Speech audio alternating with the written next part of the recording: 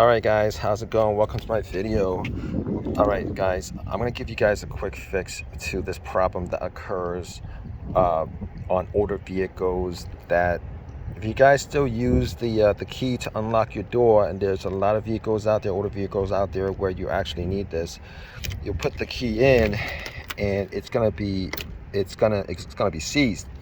Now it's either gonna be seized or it's gonna be really difficult, and you're gonna have to slowly turn it just to get it to unlock. I'm gonna tell you guys what the quick fix to that. Now, I'm gonna tell you guys what happens, okay? Over time, this lock cylinder, the lock assembly gets corrosion, it gets rust, it gets, all kinds of debris gets inside the cylinder. All right, and what happens is, obviously, when you have debris and corrosion, all that stuff, over time it kind of seizes components and stuff like that, and you're gonna have a hard time getting it to turn. So what you're gonna do is, you're gonna get some WD-40 or PB Blast.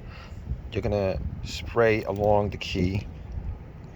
All right, spray along the key, and you're gonna go put it back in with oil all over the key, up and down, up and out, up and out.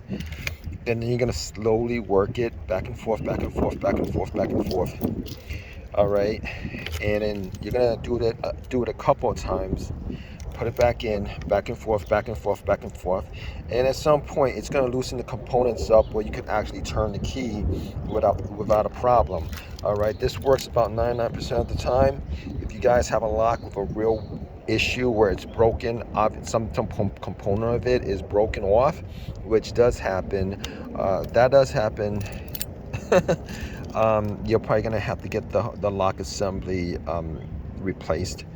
But if you can actually turn the key, just to, do a hard turn on the key to get it to unlock, then this will be the fix for you.